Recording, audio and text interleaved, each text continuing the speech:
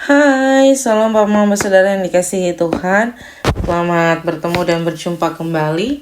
Oleh kasih dan penyertaan daripada Tuhan, saya senantiasa berharap Bapak Mama Saudara semua dalam keadaan sehat, walafiat, dengan penuh rasa syukur kepada Tuhan. Pada hari ini kita akan membaca serta merenungkan firman Tuhan yang terambil dari kitab Ibrani pasal 12 ayat 1 sampai ayatnya yang ke-11.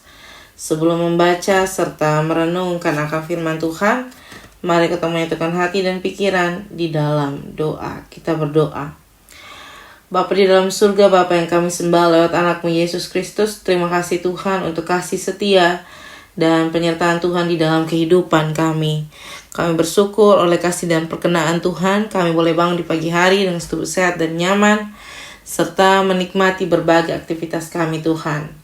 Pada saat ini Tuhan, kami akan membaca, mendengar, serta merenungkan akan firman Tuhan. Kami mengundang Tuhan hadir di tengah-tengah kami, menguduskan hati dan pikiran kami, agar apa yang kami baca, apa yang kami dengar, tidak berlalu begitu saja, tetapi boleh menjadi berkat bagi kehidupan kami. Mengampuni kami Tuhan, di dalam anakmu Yesus Kristus kami telah datang dan berdoa. Amin. Bapak Mama Saudara yang dikasihi Tuhan, pembacaan kita terambil dari kitab Ibrani pasal 12 ayat 1 sampai ayatnya yang ke-11 di bawah perikop nasihat supaya bertekun dalam iman.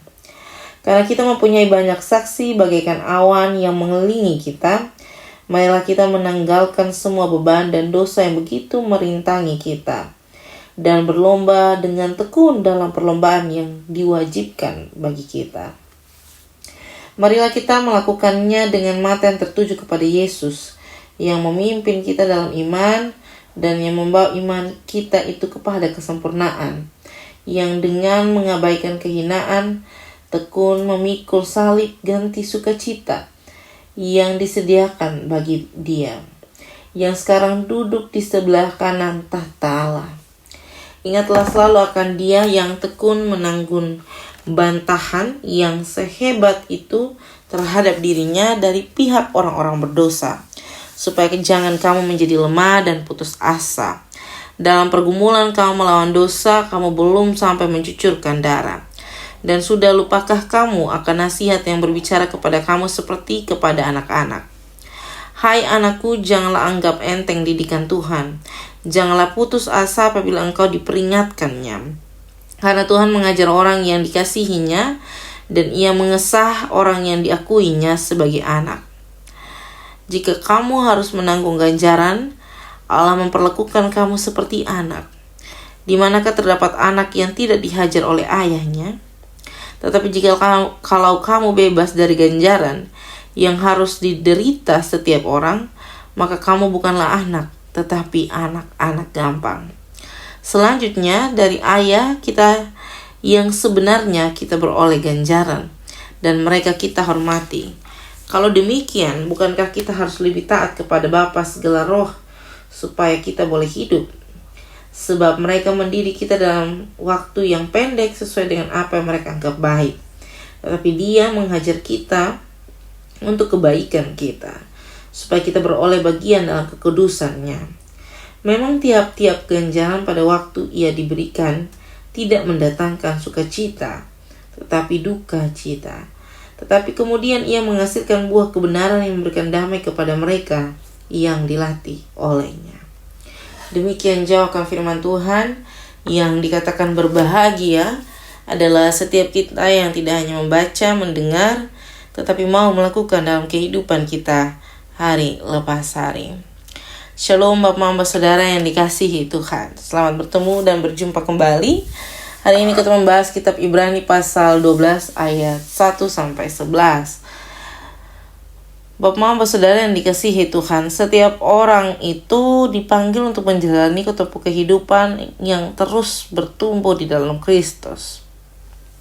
Kita tahu bersama bahwa pertumbuhan rohani itu tidak terjadi secara instan, melainkan melalui proses yang seringkali menuntut ketekunan, kesabaran, dan bahkan pengorbanan.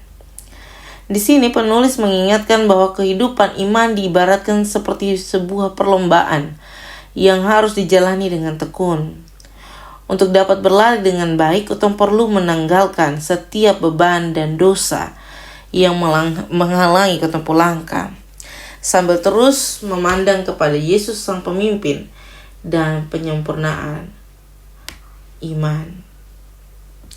Bapak, saudara yang dikasihi Tuhan, Yesus sendiri memberikan teladan yang sempurna. Ia rela menanggung salib, mengabaikan kehinaan demi sukacita yang telah disediakan baginya. Ketika kita menghadapi kesulitan, penderitaan, dan proses yang tidak menyenangkan, firman Tuhan mengajak ketong supaya melihat kepada Kristus, memandang kepada Kristus untuk kita memperoleh kekuatan dalam menjalani setiap waktu-waktu yang Tuhan percayakan. Bapak, saudara dikasihi Tuhan, ini firman Tuhan ini juga menjelaskan bahwa penderitaan atau didikan yang kotong alami seringkali membuat kotong lupa bahwa itu adalah bentuk disiplin daripada Tuhan. Disiplin ini bukan tanda bahwa Tuhan menolak atau meninggalkan kotong, tetapi sebaliknya, disiplin itu adalah bukti kasih Tuhan. Seperti seorang ayah yang mengasihi anaknya akan mendidik, mengoreksi demi kebaikannya.